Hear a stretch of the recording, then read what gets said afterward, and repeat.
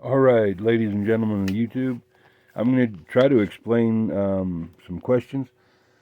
And I appreciate everybody that follows me on Twitter. And no, I don't follow everybody back. I get that.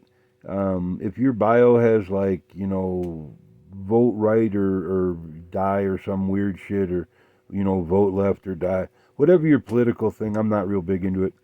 I'm not big into losing democracy, but I'm not big into the political thing. I really don't care who runs the show. I think it's kind of like a circus. I don't think democracy is. I just don't like the way politics is run, especially when corporations can just literally buy them off. That I don't have a lot of like. I don't put them way up high on a pedestal. Okay, let's get over that. These are the wherefores and the whys on the ugly Iron Man, and I wish I could make this like tall and wide and do all kinds of zoomy features, y'all. I finally got this hokey set up, and yes, kitty wampus, and go ahead laugh. I was putting on this U pipe right there on the back, and it didn't want to fit, and I thought I was bending the U pipe, but I was actually moving that. And when I got it filled with water, then it didn't want to move back. It's an easy fix. I just didn't do it yet. But now that it's filled with water, it's like really hard. The bottom of the tank is concaved, and the top of the other thing is round, so it makes a seal. It's not gonna. It's not like wobbly or nothing. It sits even, is what I'm trying to say. It's just bent like the Leaning Tower or something. Ugly Iron Man with a bend. Okay, back to this. Is I had to wait until this died down because I just got done. I had to open up the front door. The radiant heat got a little bit too much. Few questions. To fire this much water, which I'm not. Give it a second to adjust. Um, well, it's not going to do it. These are, I'm going to say, 50 to 60 gallon tanks. They were really big. They were just old gas bottle tanks. And I had a flue and everything out on this one, but it's gone. I'm not going to burn propane. That's like really expensive, y'all, especially out here. Is So the wood heats this, and this is not the way I would. This is for the video. The questions I'm answering is for somebody in Europe, and I'm not real sure if it's Ukraine or Poland or it's somewhere over there where they're having problems with the gas. Um, but there's a coil in this, y'all. Like right here is the return. No, that's the go-to, but it actually goes into it about here, and it goes up around there. And I'm thinking there was 100 feet of copper that's in this. Way too much. One, it's cooling it down. This fire down here is a normal fire flue temperatures are like 6 to 900 degrees. I don't have a thermometer to show you, is what I'm trying to say. Up in here where the reaction is happening, where the gases is turning over and coming back, this can get upwards of 1100 to 1700. It just depends on how fast it's burning. Like a jet is what I'm trying to get at. This copper, this coil that's in there was intended for steam, for like if you were doing it over in Europe. I didn't want to burn it too many days in a row, like consecutively through the winter, without having some water in there because the copper that's not good to anneal it that much. So I put the water through it. But like I'm saying, if you were to touch this right here, it would take your fingerprints off your hand. I have no problem believing that. But the water cools this down to where you can actually. It's warm, but not no more than 200 degrees. I mean, not even 200 degrees. Is the tank up here is actually warmer than this? Is what I'm trying to say. It's water cooled, and that's not what you would want because even though you can look at the video a few videos back, I'm not real great about linking all this stuff, so I don't want to promise that. But it shows the exhaust. It does have water in that video, and it was running the day that it was all hooked up. So it doesn't smoke or anything like that. It's just not as hot as it should be for the efficiency that you would want, to put it that way. is if you want anything, you want steam to go through this one, and that just helps the firebox burn cleaner. I mean, you're going to inject steam, but you would want it to be stainless steel and not copper, and separate is what I'm trying to get at. And no, the thing ain't smoking. Is there when it pops like that? There's little pieces that fall out here, and that's what that is.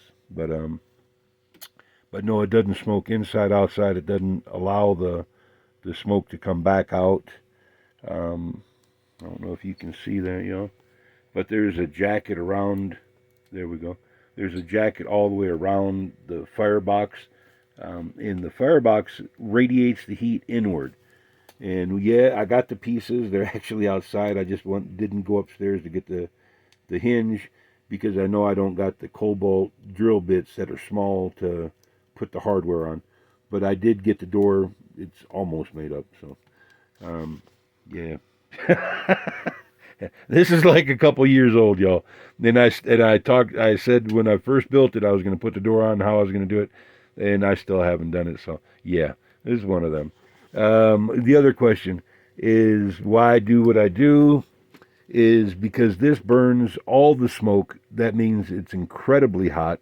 And normally, because it gets so hot, you got to open up the door or whatever. And I don't know if I can show you. There it is over there. That's like not quite 4 feet wide, like 40 inches or something like that, 42 inches wide right there. But it's a foot tall, and I'm down in the basement. But that's always open to the outside. That's always open to the atrium. The atrium goes around the house, and the chickens are over here, like right there, out the front door, or out this door, the access door, whatever, where I bring in the wood, is and that's I just shut that, like I was saying, is I had it open because it was getting too warm. But the chickens have a door on that end of the house where they go in and out all the time.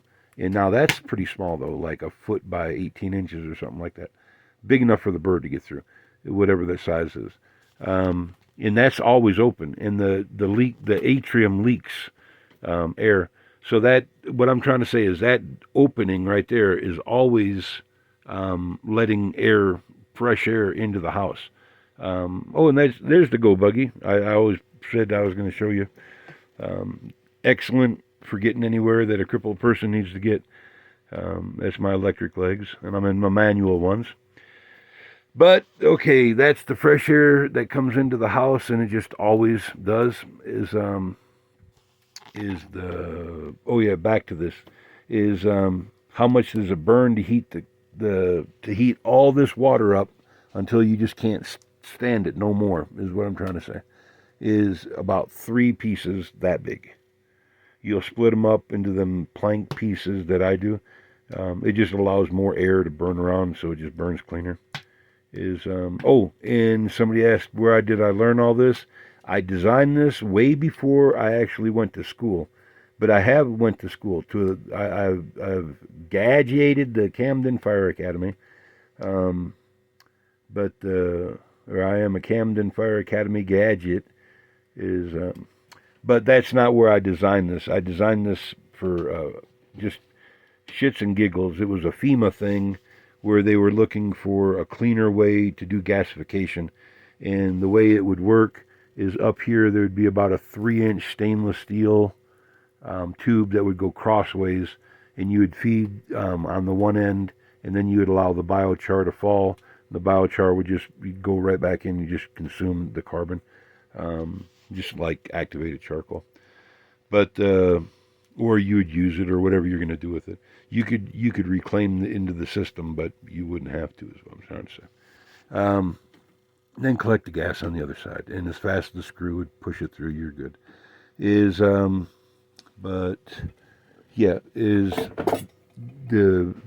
unit puts that much BTU into the water. The water takes that. And now the pumps are both running. I'll start this one first just to do the circulation, so there doesn't make any air, captivate in the system from steam, breaking down. And I'll turn the circulate on, and I mean as soon as I fire up the stove, I'll turn it on. And and then as soon as it gets hot to the touch, and it got that way a while back, is that's why I'm letting the fire die down. I'm done. Is the is I'll keep letting both run until like early in the morning or whatever. Um, I just turn the other one on. This one that circulates it through the floor, and now the floor was actually starting to get warm, just as I was making the video, or just everything was adding up too much. You know, like the that much wood going through that thing in X amount of time, because the hotter it burns, the longer it burns, the hotter it gets. Hotter it gets, the more it'll consume quicker. It's like a chain reaction, like a jet. It's so, but and the reason that you don't want to cool this down is because you want that to be as hot as humanly possible up there. It's still functioning. I'm assuming, or I would say in my mind, that it's not as burning as efficiently, but being cooled down. But there's not a lot I can do about because I don't want to sacrifice the copper tube at this moment. If I was going to rebuild it, and which I'm going to do next year, is I'd like to put a stainless steel one on the outside with about a foot of sand mortar as an insulating battery is what it comes down to. And then it wouldn't get obnoxiously hot in here burning that much wood. It would be actually pretty good. And put a door on it too. It would burn much cleaner even, and it would burn more comfortable with the sand mortar around the outside, and like 6, 8 inches, 12 inches, quite a bit. You know, I mean, I'm not talking little. And that would, and then the coils, so it's in the sand, out in the sand is where you want the coils for the tank to, because you do want that, but you want them out, you know, farther out in diameter, so that core is much hotter. That's how it was designed to burn. But play with it. You know, I mean, if y'all gonna do it, play with it.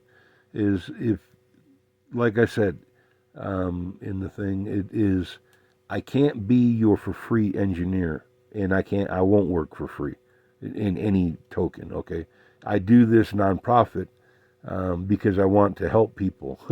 I'm not, because I'm not like mentally brain dead or whatever. I'm not, you know, I'm not stupid. So if you want an engineer, if you want me to scale it, if you want me to do whatever, you know, and you, because you're gonna make money, da da da da da, is I would probably say $500,000 on the idea, and I'll scale it to whatever size you want. If you can do it on your own, knock it off on the videos. There you go, big thumbs up. More power to you. The videos are only for the concept. It's not for more than that. In the 500,000, if you look back, is I just made a proposal, and maybe that's what you saw, and you were just trying to like circumvent that or whatever. I don't know what your point of view is, but that's what I asked for to actually start the same project, is to make this unit in a factory kind of setting, is what I'm saying, a renewable factory setting.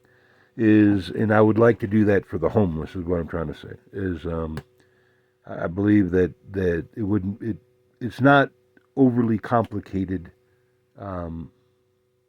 manufacturing to build the stove, is what I'm trying to say. I believe you could do that even with the homeless. And I understand the homeless have limitations, is what I'm trying to say.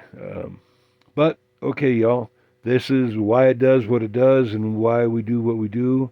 And on the wood thing again, and I'm sorry I get back and forth on all that, y'all, is that's what I burn, these 3 pieces like that, but broke down, twice a day. And it's 7 degrees outside, and it got too intense. I mean, I'm still, I got sweat on my forehead. I don't know if you can see that, but it's warm in here, y'all. At 7 degrees, you don't got to worry about me freezing at all. Got plenty of firewood. And but there you go, and that's the idea, and it's why I do what I do, and all the other kind of jazz, and why I don't do what some people think I should do. Just because I'm nonprofit doesn't mean I'm an idiot. God bless y'all. Talk to you then.